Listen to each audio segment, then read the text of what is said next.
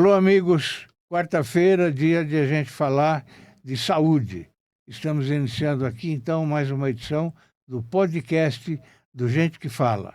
A convidada, como sempre, eu trago pessoas importantes, é a doutora Regina Selle. Como vai, Regina? Fausto, uma grande honra estar aqui com vocês. O prazer Muito é meu. obrigada. Faz tempo que eu estou chamando você, mas você é super ocupada e eu sei bem disso.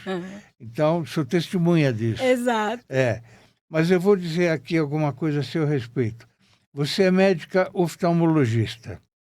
Possui mestrado profissional em Administração e Investigação Científica em Oftalmologia.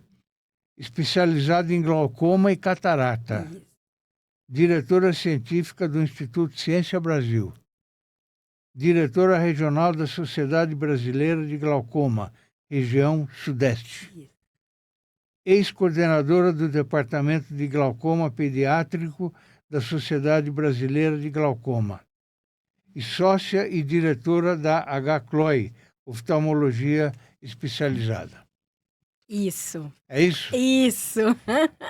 Você, esse sobrenome Selles, Regina Selles, de onde vem esse nome? É italiano? Veio da minha mãe, saudosa minha mãe. Sua mãe é italiana? Na verdade, não. Minha mãe é brasileira, é nordestina, Fausto. Nordestina. Um super orgulho de Alagoas, de uma cidade muito pequenininha, Anadia, acho que, não sei se eu falei certo. E esse sobrenome, Regina Selle, todas nós mulheres temos. Então, Regina Selle, Renata Selle, Rosângela Selle. E os meninos são Carlos. Carlos. Sim. E esse nome é um nome italiano, mas não por descendência. Mas porque a minha mãe decidiu, porque minha mãe chamava Josefa Selle. Então, colocou em todo mundo o nome dela. Sei. E aí ficou todo mundo com o nome conjugado. Sei. Regina, você é casada? Sou casada há 26 anos já. 26. Eu estou ganhando, hein? Eu tenho 52 já. Olha, em que região você nasceu? Eu nasci em São Paulo. Em que lugar? Aqui no centro. É? Acho que no Hospital Cruz Vermelha. Cruz Vermelha? Acho que era isso. Cruz Vermelha não é Não, Cruz Vermelha, uma coisa assim. Um hospital muito antigo. E como foi sua infância?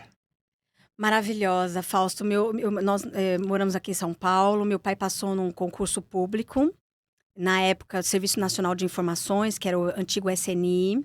E nós mudamos para Brasília. Ficamos... minha infância inteira foi em Brasília. Em Brasília. Ai, gente! Olha a gente! Ixi, eu acho que eu vou chorar hoje. E foi uma infância maravilhosa. Eu só tenho que agradecer aos meus pais. De um certo tempo, depois veio a separação dos meus pais. Sim. E aí foi muito Ruim, difícil. né? Aí nós voltamos para São Paulo, que a minha mãe já não se sentia mais incluída em Brasília. Então nós voltamos para São Paulo e os filhos menores acompanharam a minha mãe, os maiores estavam fazendo faculdade. E depois que terminaram a faculdade, que se juntaram a gente aqui em São Paulo.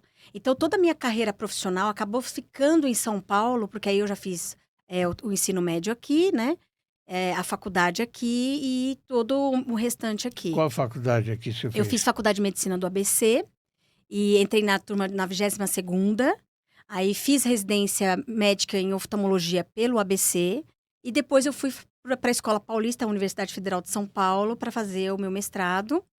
E fiquei. Aí fiquei na escola. Por que a escolha de oftalmologia? É uma história interessante. Na verdade, Fausto, eu ia fazer neurocirurgia. Olha que interessante. Eu acompanhava os professores de neuro. E eu estava passando na oftalmologia, o professor Walton Nozé, nem sei se ele vai lembrar disso. Ele chegou e falou assim, você usa óculos? Eu usava óculos na época. Hoje eu uso porque eu sou velha, né? Presbítera, precisa chegar de perto. Velha. 55. E ele chegou e falou, você é míope? Eu falei, sou, professor. Toma aqui meu cartão, vai lá no meu consultório. Aí mas professora, eu não tenho dinheiro, né? Mas não perguntei nada disso, eu quero te ver no consultório. Vamos lá. Eu fui pro consultório, Fausto, saí operada. Olha. Fiz cirurgia de miopia. Olha. Uma das primeiras cirurgias de miopia no Brasil, que foi feita pelo professor Walter Nozé, e eu saí de lá operada. E quando eu entrei no táxi, que eu vi a placa do carro da frente, eu decidi a minha especialidade. Eu falei, eu vou fazer oftalmologia. Porque, aí sou eu, porque enxergar, naquele momento, eu percebi a dimensão que era aquela especialidade de oftalmologia. É importantíssimo. Importantíssima. E ali, quando eu tive a percepção, na minha história de vida, ali mudou completamente.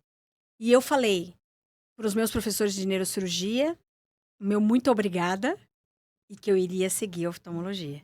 Foi aí que eu decidi. Eu fiquei sem óculos até 2019, até virar presbita. Que aí eu preciso enxergar de perto, eu não tenho um grau mais de longe, mas para não ter que ficar usando óculos de perto, eu coloco multifocal e fico com E multifocal. você tem uma vida trabalhada, né? Todos os dias. Total. Chega cedo lá no HCLOI, sai tarde. Todos os dias. Todos os dias assim. Quantos postos tem agora a HCLOI? Nós somos, só o HCLOI, nós somos em 5 unidades. Tatuapé, Perdizes, Morumbi, a Paulista e o Centro Cirúrgico. Fora a Opt, porque hoje o HCLOI está dentro de uma hold, que é a Opt, que é uma empresa de oftalmologia nacional. Olha. Então, só em São Paulo, no HCLOI, nós temos dentro da Regional Sudeste, o HCLOI, a Visclean, a UPO e a HMO, que fazem parte da região Sudeste dentro da Opt. Eu sou diretora dentro do HCLOI, mas também dentro da Opt. Eu operei a catarata com o Dr. Minelli. Isso. E aí eu não precisei mais usar óculos. Exato. Que coisa, não? Não, a oftalmologia é uma coisa impressionante, sabe? Desde quando eu entrei dentro da oftalmologia, eu entrei em 99 na oftalmologia, eu fiz 3 anos de residência, depois fiz a prova do título de especialista, porque você tem que ter o título de especialista. Depois do título de especialista, eu fui fazer a subespecialização em catarata e glaucoma adulto e infantil. E desde a oftalmologia não parou. A oftalmologia brasileira está equiparada à oftalmologia mundial. O que tem acontecendo no mundo está acontecendo dentro da oftalmologia brasileira. Você poder operar um paciente, porque a cirurgia de catarata é uma cirurgia funcional que você vai corrigir um dano, né? Você vai fazer a cirurgia para corrigir um dano que é a opacificação do cristalino por causa do envelhecimento. Mas ela é funcional, que você devolve a visão do paciente. E o paciente, na grande maioria das vezes, hoje já não fica mais de óculos. Hoje, possibilidades de lentes intraoculares, que na hora que você faz a cirurgia de catarata, você tem que substituir por uma lente. Hoje, o paciente fica independente dos óculos. Então, realmente é uma coisa impressionante. No passado, não muito distante, as pessoas iam para Campinas para cuidar dos olhos, né? No Penído Lembra Bonier, disso? lembro. Um grande centro que foi extremamente importante. E dali, foi o forno, né? De Campinas se alastrou para o Brasil inteiro. E hoje, no Brasil inteiro, nós temos excelentes serviços, todos conectados com tudo que está acontecendo no mundo, via congressos nacionais, congressos internacionais. Também a internet foi muito interessante nisso, porque hoje você tem a todo momento cursos, simpósios, congressos online. Então, a própria Sociedade Brasileira de Glaucoma, que é a que eu pertenço hoje, o tempo todo nós estamos discutindo, nós, professores do Brasil, junto com professores no mundo inteiro, as melhores práticas, as melhores condições de você poder cuidar do nosso doente.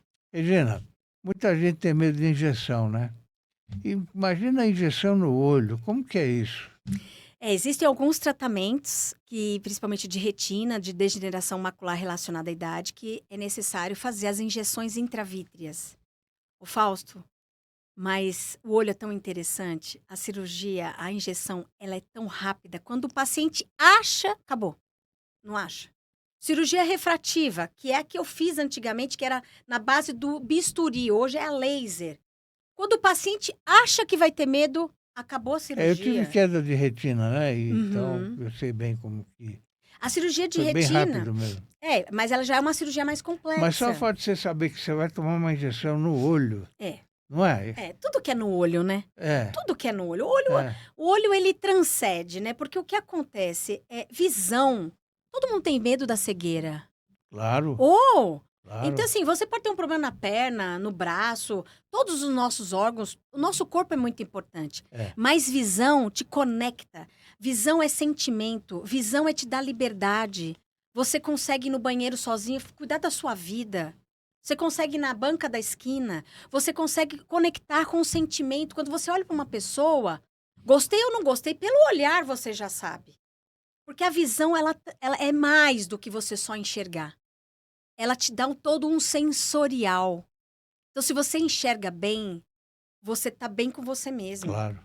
Então, o medo de ficar cego é uma coisa que mexe muito com a gente. Regina, explica para o nosso amigo espectador o que realmente é o glaucoma.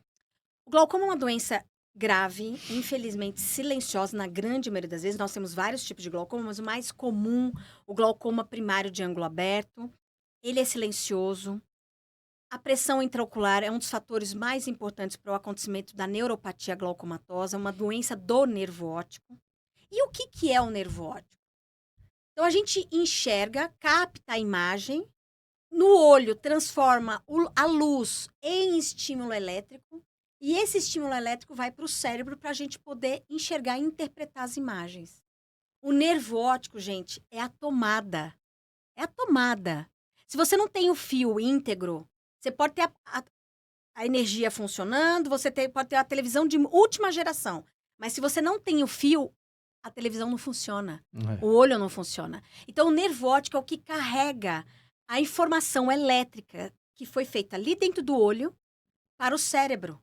Se você não chega essa informação no cérebro, não enxerga. Então, o glaucoma é uma doença do nervo óptico. E por que ela é silenciosa? Porque a gente não percebe que a pressão está danificando o nervo óptico. E por que ela é grave? Porque não existe transplante de nervo óptico.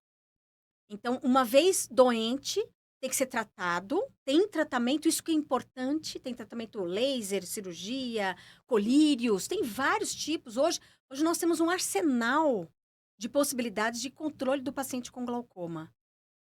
Controlando, faz o monitoramento sequencial. Monitora, vê como é que está indo os exames, como é que está indo a pressão. Está tudo indo bem, diminui o impacto, diminui o risco da cegueira. Porque a gente perde as células ganglionares, são as células do nervo óptico, e essas células que a gente perde, elas não têm forma de você devolvê-las. Então, o que a gente tem que fazer? Eu brinco. A gente nasce com uma quantidade de células. A gente perde com o envelhecimento parte desse arsenal de células das fibras nervosas. O glaucoma é o acelerar da perda dessas células. O que a gente tem que segurar? É um freio. Qual que é o freio? O tratamento. E a catarata? A catarata é diferente.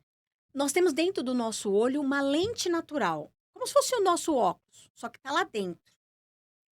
Essa lente é o cristalino, ela é a melhor lente do que óculos, do que lente de contato, do que lente, isso a catarata. Isso é uma catarata branca, total. O nosso cristalino natural, ele é melhor do que qualquer lente que existe no mundo hoje, que a gente implanta. Nosso cristalino natural jovem é um cristalino que mexe, ele é flexível. A cada movimento, cada posição de leitura, ele está fazendo a focagem automática do nosso olho para a gente poder enxergar. E o que é a catarata?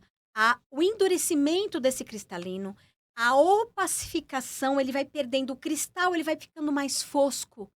Fosco, esbranquiçado, leitoso, achocolatado, que existem vários tipos de catarata e vários níveis de catarata. E aí interfere na nossa qualidade de visão. E qual é a causa disso? Geralmente o envelhecimento, mas existem algumas coisas que pioram esse envelhecimento. Qualidade de vida está totalmente relacionado. Se o paciente é diabético e não se cuida, aumenta a opacificação desse cristalino. Então, se você não cuida da saúde, não tem atividades físicas, você envelhece mais rápido. Esse envelhecimento vai ser implacável no olho. Eu brinco, cabeça branca é um envelhecimento. Catarata é um envelhecimento. Só existem duas chances, viver ou morrer. Vamos viver. Viver significa envelhecer. Envelhecer com sabedoria. Então, aquelas pessoas que se cuidam, elas melhoram essas questões, por quê? Porque a catarata vem mais tardia. Ou quando ela já está, ela evolui com menor velocidade. Hoje a cidade de São Paulo está pronta para cuidar do glaucoma? Está pronta para qualquer doença oftalmológica, tanto do ponto de vista de saúde pública quanto de saúde privada. Eu te digo que o Brasil está pronto.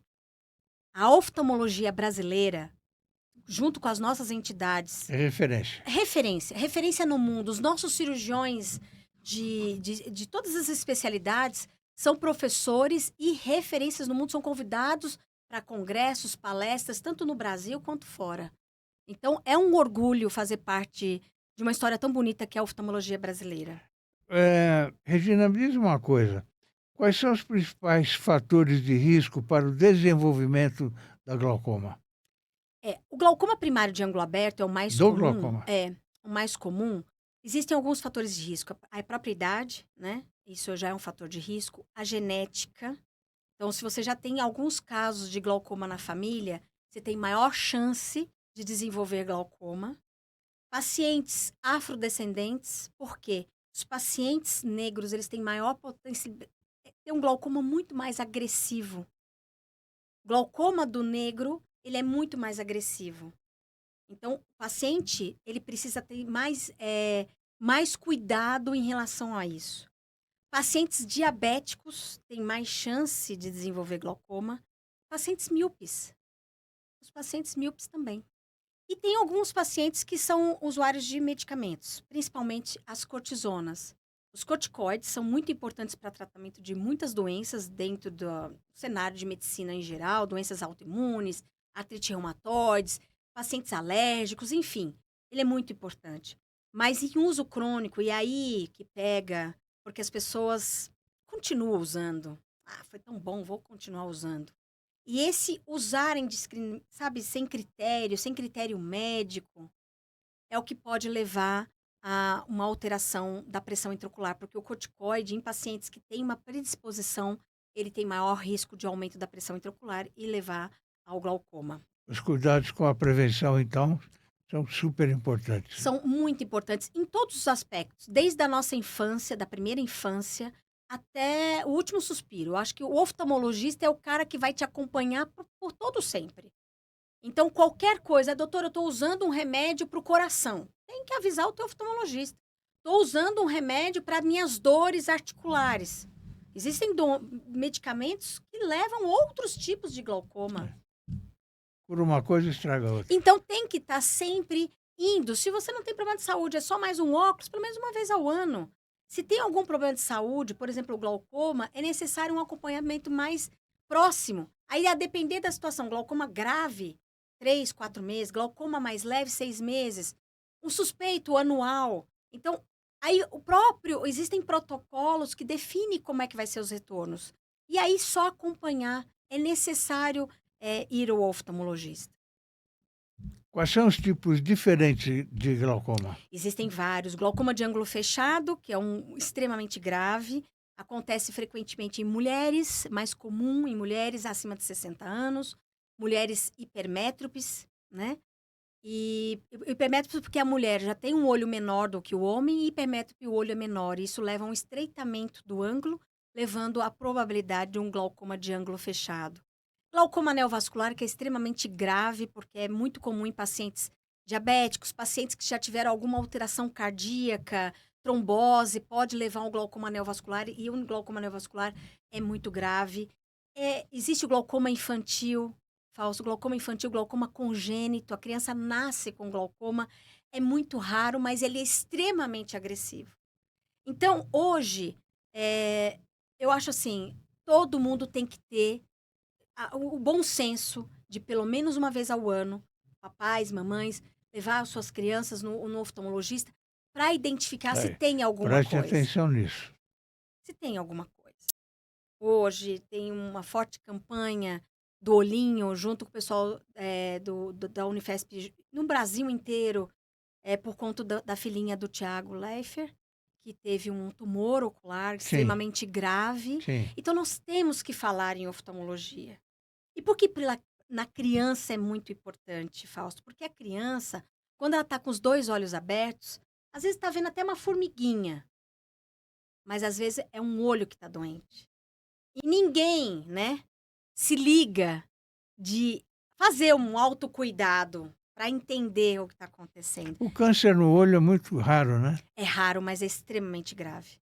É extremamente grave, é agressivo e pode dar metástase. Então, assim, deu dúvida, vai no seu oftalmologista geral. Ele teve dúvida, ele vai pedir auxílio para os especialistas dentro da oftalmologia. Tem especialista de glaucoma, catarata, de tumor, de uveíte, de de estrabismo, refrativo, tem um monte de subespecialidades. Então, o próprio oftalmologista geral vai encaminhar para qual necessidade que ele tem daquele paciente. Em um artigo que você publicou de uma revista científica, você destacou a prevalência de ansiedade e depressão em pacientes com glaucoma. Isso. Esse foi um projeto muito interessante que nós fizemos junto com a doutora Lívia, psicóloga do HC, da USP. Foi um projeto muito legal, porque foi um projeto multicêntrico, que foram feitos vários centros no Brasil inteiro, porque as comunidades elas são diferentes, né? Então, o trabalho multicêntrico ele é muito interessante, porque dá uma maior robustez científica. E interessante nesse estudo foi a aplicação de questionários do pré e pós. E nós identificamos nesse estudo que pacientes com diagnóstico precoce de glaucoma têm 25% maior de risco de ansiedade. Ansiedade, nossa, eu tô com glaucoma, o que vai acontecer comigo? Vou ficar cego, mas então o nível de ansiedade desse doente é maior. Em contrapartida, os pacientes com glaucoma avançado, eles têm mais tristeza, mais depressão. 25% da amostra tiveram depressão. Então, mostrou a importância do especialista de glaucoma em falar sobre saúde mental e sempre pedir auxílio de uma equipe multidisciplinar, psicólogos, até psiquiatras, se houver a necessidade. Porque existem pacientes, Fausto, que estão sentindo a cegueira chegar, mesmo tratado, porque às vezes já conheceu o glaucoma muito grave. E como o glaucoma é uma doença degenerativa, então imaginando que um paciente já grave com 70 anos, é como se o olho dele tivesse 100. Só que quando ele tiver 80, ele vai estar com o olho mais grave ainda, porque o próprio envelhecimento é implacável. E a doença também, mesmo que ela esteja com a pressão intraocular controlada, você pode, em alguns casos, evoluir com depressões graves. Então, muitas vezes, há necessidade de um acompanhamento multidisciplinar. Quais são os objetivos da Sociedade Brasileira de Glaucoma? A SBG, a Sociedade Brasileira de Glaucoma, atualmente o presidente, Dr. Emílio Suzuki, é uma sociedade extremamente importante. É uma sociedade que fala com o glaucoma paciente, com o glaucoma acadêmico. Ela é importante porque faz os consensos. Nós estamos trabalhando atualmente no consenso de progressão ao glaucoma, que dá a diretriz ao glaucoma nacional, aos especialistas. São os protocolos de atendimento. Nesse paciente, o que eu tenho que fazer? Nesse, o que eu tenho que fazer? E nesse é cirúrgico? A sociedade, ela tem os congressos, ela coloca todos os especialistas nas mesas de discussões, trazendo... Se atualizam, né? As melhores práticas, as melhores evidências científicas. Então, a sociedade, junto com o Conselho Brasileiro de Oftalmologia, nós temos o Conselho Brasileiro de Oftalmologia e as sociedades filiadas ao Conselho Brasileiro de Oftalmologia. E hoje nós temos também a Sociedade Brasileira de Oftalmologia. O nosso objetivo maior é cada vez mais atingir todos os colegas para que todos estejam atualizados. E atingir também o doente. Atingir no sentido de informação. Quanto mais informação nós tivermos, Fausto, menor é o índice de cegueira. Então, por exemplo, o paciente que coça o olho, Ele tem que entender que coçar o olho tem um risco. Tem o risco. Tem um risco. O paciente que está com diabetes descontrolado, ele tem que entender que aquela glicemia de 200, que aquela hemoglobina glicada de 8, tem um risco. Então, as sociedades, junto com o Conselho Brasileiro de Oftalmologia, são de extrema importância para que a informação se capilarize, chegue aonde às vezes a gente não consegue chegar. Como é que deve ser a higienização dos olhos? Primeiro, começando pela higienização das mãos. Sim. Porque a maioria das pessoas toca em tudo e põe a mão no olho. Toca lá no negócio do elevador e vai lá e tuf! É. Eu quando eu tô dentro do Instantâneo. Instantâneo. Quando eu tô dentro do elevador lá, do H-Chloe, que eu vejo alguém que toca lá e põe a mão no olho, aí eu juro, eu falo, não põe a mão no olho? O senhor acabou de pôr a mão ali que trocentas pessoas colocam Todo a mão. mundo pôs o dedo ali. Exato. E você vai pôr a mão no olho. Então, a higienização dos olhos começa pelas nossas mãos. Não pôr a mão nos olhos. Tudo que você colocar no olho, nariz, boca, orelha, vai entrar. O próprio Covid entra pelo olho. Conjuntivites. Então, às vezes, você não tem a conjuntivite, mas pegou um bicho que entrou.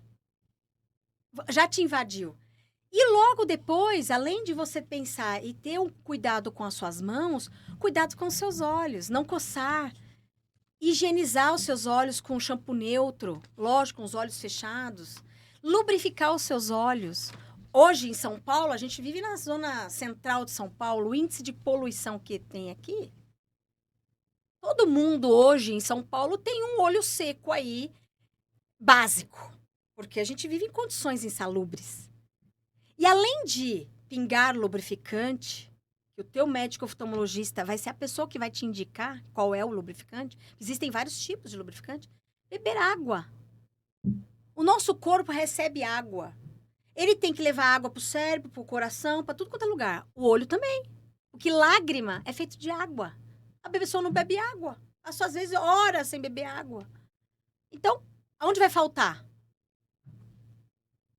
O corpo vai deixar fora do coração? Vai deixar fora de água no cérebro? Não.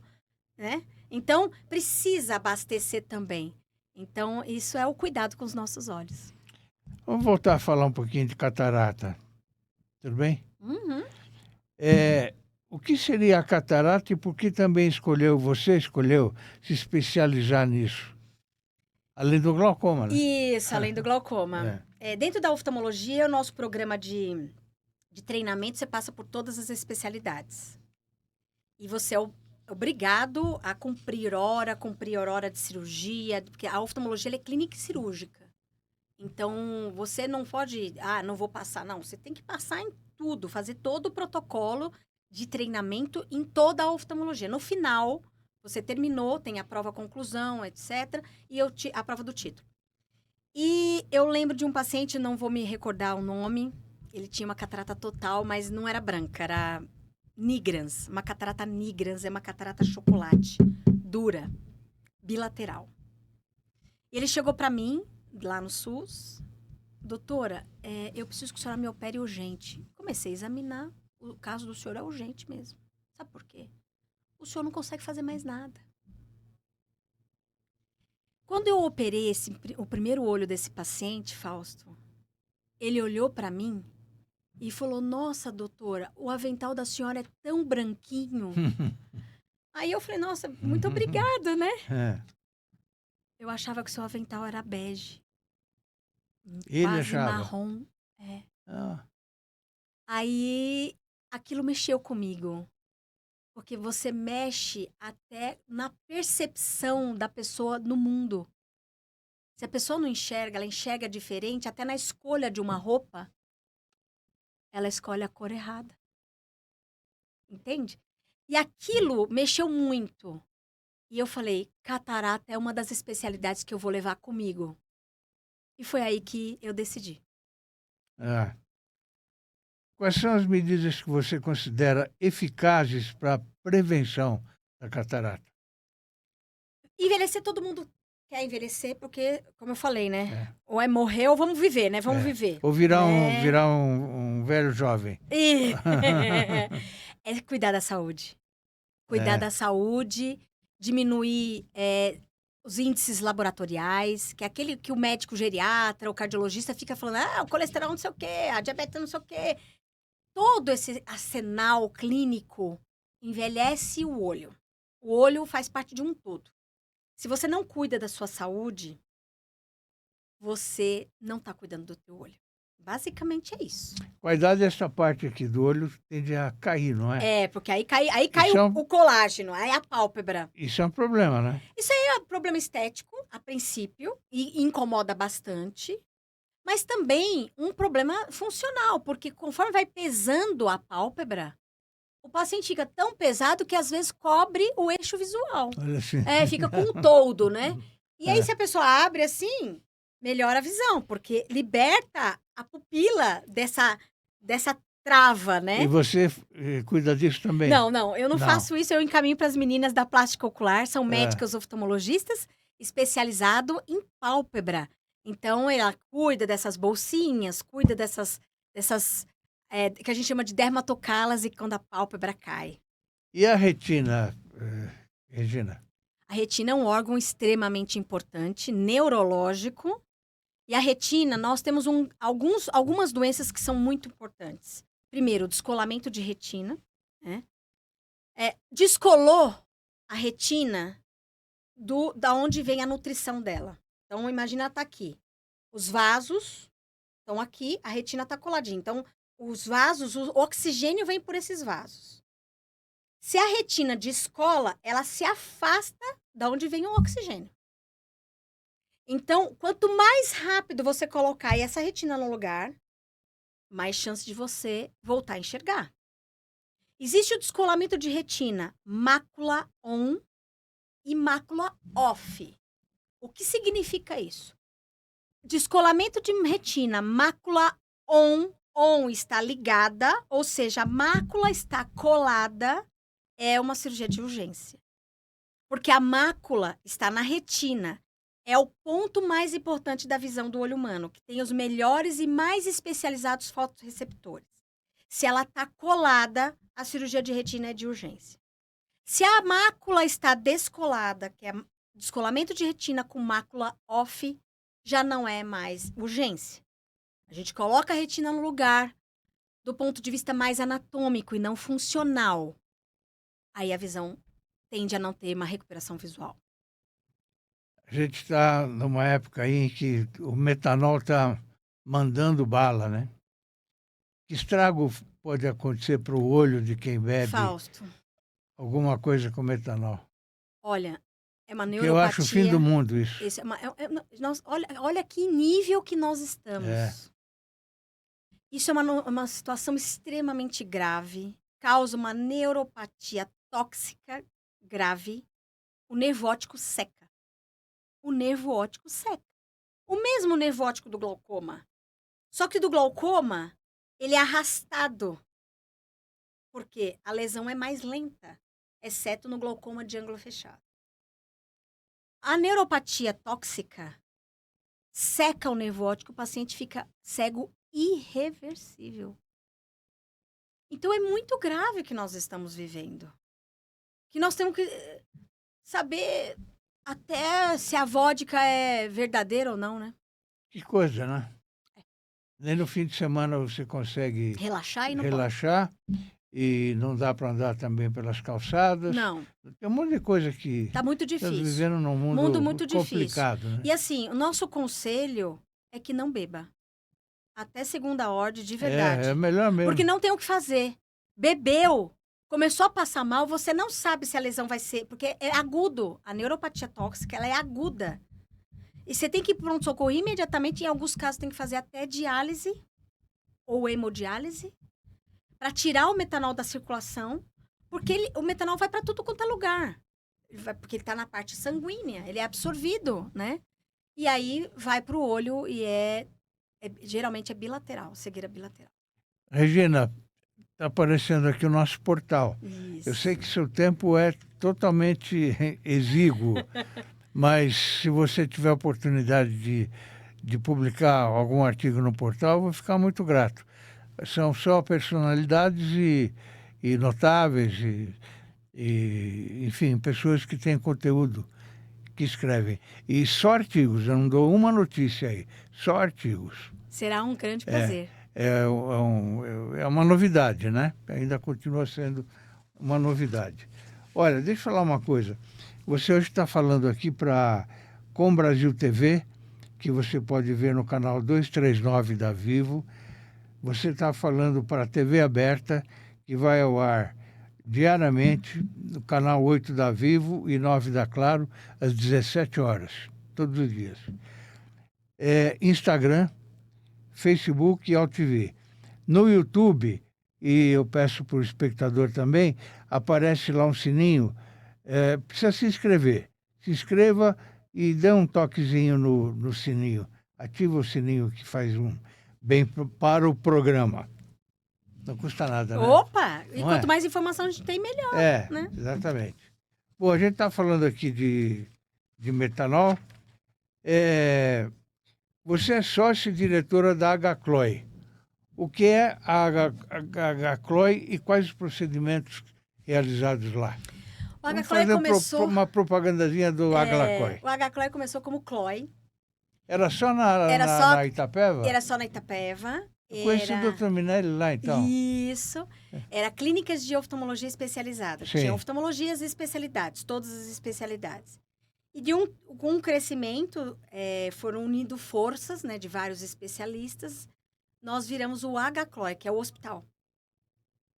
Então, hoje nós temos todas as especialidades dentro da oftalmologia. Saímos da Itapeva e criamos outros núcleos, né, dentro do próprio HCLOI. E depois foi feito, há 7 anos atrás, a fusão junto com a Opti. E aí, hoje, é uma hold nacional. O HCLOI faz parte de uma hold nacional. E o HCLOI, nós temos os sêniors, né, que é o Eduardo Minelli, o Cássio Takahashi e o Silvio Del Santo. São os sêniors, e depois vem o pelotão, né, dos diretores intermediários. Eu estou ali, né? Sim. Nos intermediários de idade. Sim, de idade, hoje, imagina. E os mais jovens. Então, hoje a gente é um grupo grande de médicos, diretores. E é interessante porque é uma forma de crescimento orgânico e junto com todos os especialistas juntos, um ajudando ao outro. Então, tudo que precisar dentro da oftalmologia, hoje no HCLOI, graças a Deus, nós temos um nome bom e um nome forte para estar. HCLOI. O que é o H? Hospital. Hospital De Clínicas de Oftalmologia Especializada. Ah, tá certo. Quais são as inovações que você julga essenciais em técnicas cirúrgicas oftalmológicas, é claro? Vamos imaginar, na catarata, sem dúvida nenhuma, são os novos equipamentos. Os equipamentos são muito mais seguros. As lentes intraoculares são muito melhores. Hoje, dentro da diretriz do Conselho Federal de Medicina, desde 2022, se não me engano, pacientes acima de 55 anos, mesmo com cristalino transparente, pode fazer a cirurgia para voltar a enxergar de perto, né? Então, a gente coloca que isso é uma inovação, acompanhou o que tinha nos países fora do Brasil, né? Mas eu sempre falo que o mais importante é você falar com o seu médico oftalmologista para verificar o quanto aquilo te incomoda e saber se é o melhor momento de você fazer essa cirurgia. Então, hoje, dentro da catarata, é você poder fazer a cirurgia de catarata sem ter a catarata. Sim. Já está regulamentada, né? Sim. As lentes intraoculares que melhoraram muito, então só se faz sentido de você indicar uma cirurgia de um cristalino transparente, porque você hoje tem lentes muito melhores que o paciente volta a enxergar de perto. Mas a gente também sabe, Fausto, que toda cirurgia tem seus riscos e implicações. Então, tem que tomar muito cuidado, ver o médico, o cirurgião que está te atendendo, conheça o currículo, veja os resultados desse médico e decida pela melhor opção para você. Dentro do glaucoma, o glaucoma mudou muito desde que eu comecei no glaucoma, que só tinha praticamente 2 colírios. E antigamente era uma cirurgia que, assim, o paciente entrava que era uma cirurgia que podia cegar. Hoje, o glaucoma mudou. Hoje nós temos laser, que é a trabeculoplastia seletiva. Nós temos inúmeros tipos de cirurgias de glaucoma, stent, trabeculectomia. Enfim, tem vários tipos de dispositivos que pode auxiliar o paciente de glaucoma. Então, a oftalmologia hoje tem um arsenal gigantesco para prevenir a cegueira. Basta o paciente ir lá e se consultar e se cuidar. Regina, e a conjuntivite? Conjuntivite é sempre um drama, sabe, Fausto? Porque é o que a gente fala, né? Os pacientes hoje têm um hábito péssimo que é pôr a mão no olho. Então, assim... Vem daí. Vem daí. A maioria... Tem a conjuntivite alérgica, que é o paciente alérgico. Então, ele é um coçador de olho, né? Então, tem que tratar a alergia para poder parar de ter conjuntivite alérgica. Mas a maioria das conjuntivites são contagiosas. A maioria, a grande maioria. Que é devido à contaminação. E a contaminação, o vírus não pula em você. Não. O vírus você põe a mão. Então, por isso que eu falo da lavar as mãos, né? Existe um outro tipo de conjuntivite, que é conjuntivite química. Conjuntivite de coisa que cai dentro do olho. Teve um paciente outro dia que confundiu o colírio dele com uma dipirona. E colocou dipirona dentro do olho.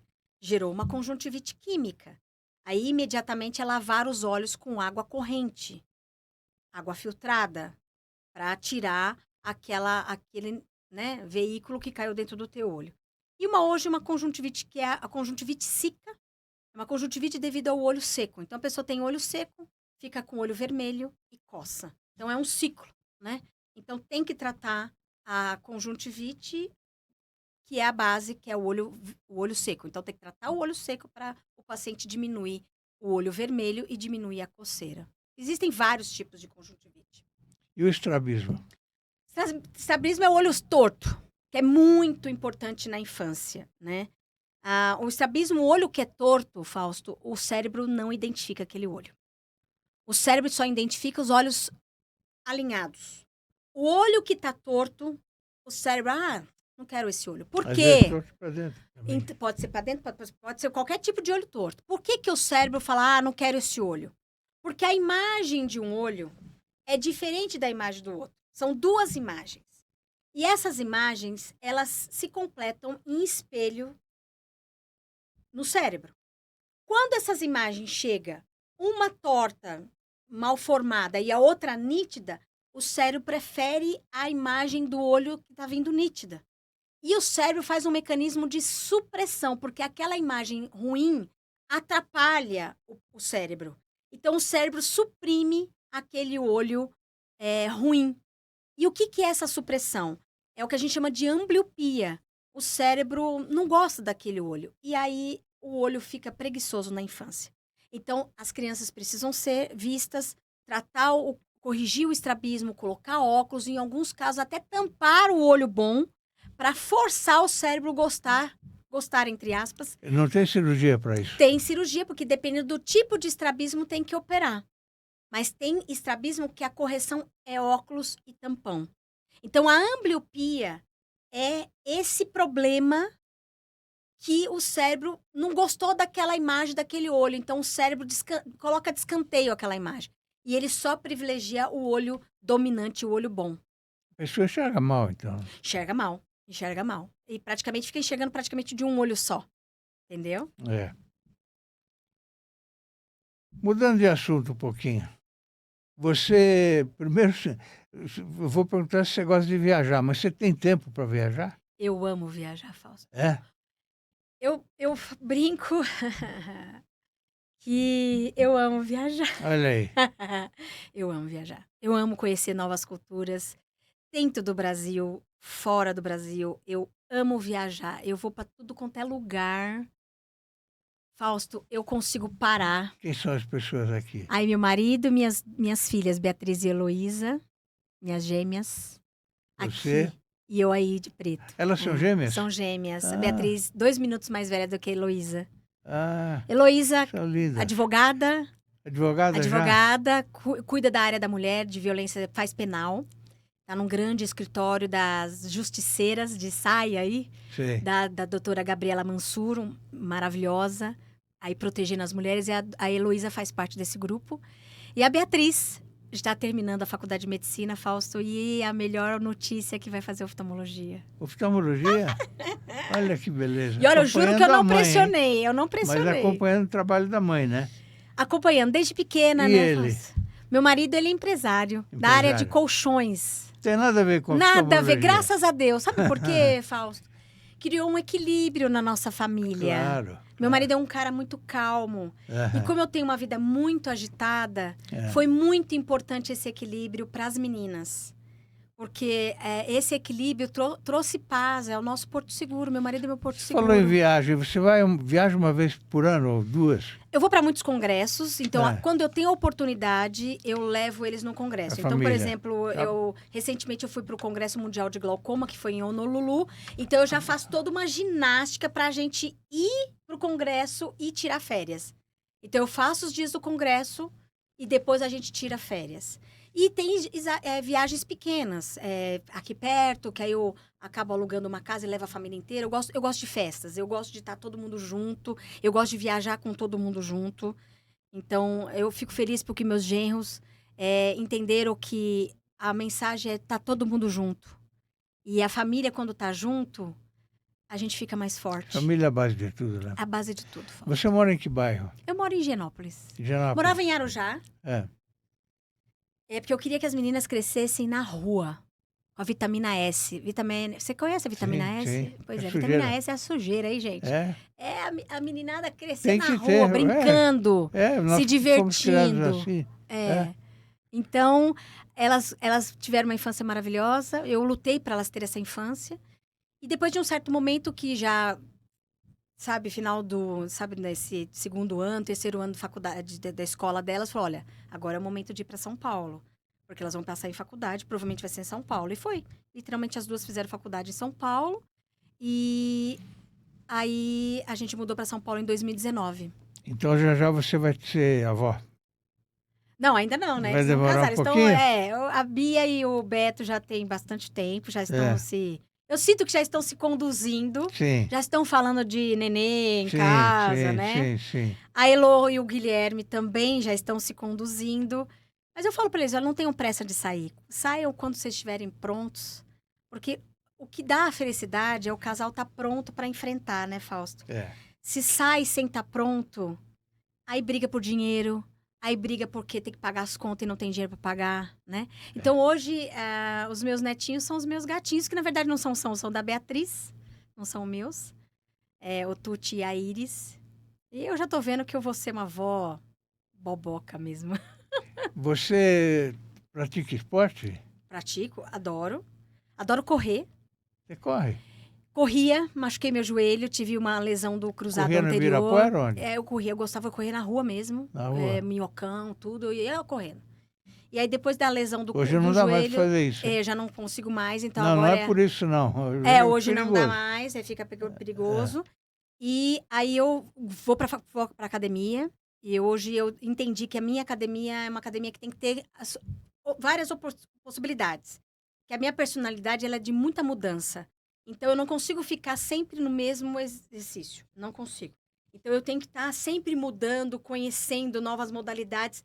E hoje eu conheci uma academia que me atende nesses quesitos. Então, hoje eu realmente não sou sedentária. Eu pratico o esporte em torno de 4 a 5 vezes por semana.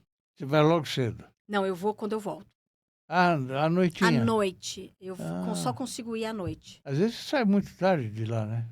Saio muito tarde. Hoje é um dia que eu vou sair muito tarde. E eu já levo a minha roupa, fica no meu carro. Que aí eu já vou direto pra academia.